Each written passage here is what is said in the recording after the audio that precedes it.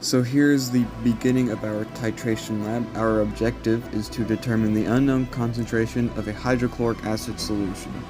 So for this we will be using a burette funnel, an Erlenmeyer flask, a graduated cylinder, and an indicator solution. Our first step is going to be to rinse out the burette with water. Now, Liam is filling the burette with 50 milliliters of a standardized sodium hydroxide solution above the 50 milliliter mark, and then we're going to drain it down to the 50 milliliter mark to fill the tip. Here we have the burette as it is being drained into our Erlenmeyer flask, which needed to be filled with 10 milliliters of the unknown hydrochloric acid solution, and then you would add 2 drops of the indicator solution in order to actually see the reaction happening. Now you will slowly run the sodium hydroxide solution into the flask while swirling. When the solution starts to turn pink for a longer period of time, you need to slow the drops to a rate of about 1 drop at a time. You are finished when 1 drop causes the solution to turn pink and stay pink.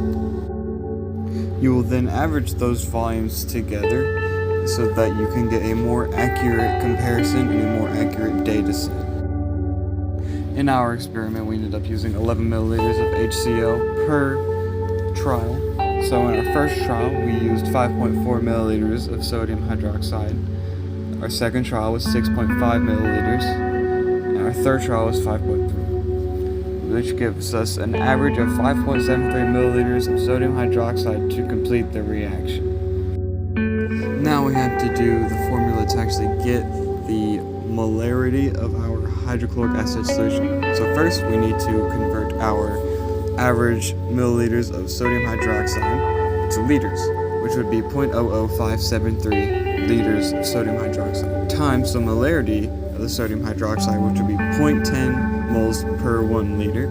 Then we're going to times it by our molar ratio, which would be 1 mole of hydrochloric acid over 1 mole of sodium hydroxide.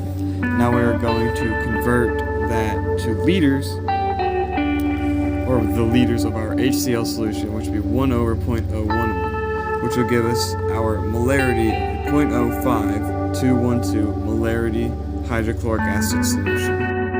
Through all that, we can conclude that the molarity of the unknown hydrochloric acid solution is 0.05212. We start the Antacid lab with a mortar and pestle, a stirring rod, a burette, and 1 singular antacid tablet.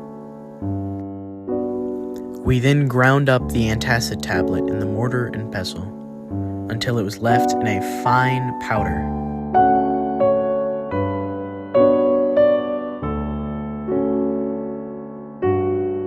Next, we turned the knob on the burette to slowly allow the HCl solution inside to drip onto the tablet.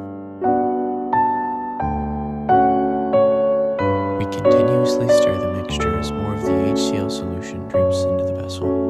The reaction is done when there is a noticeable lack of visual or auditory bubbling. We then disposed of the solution and cleaned the lab utensils. Afterward, we repeated the lab.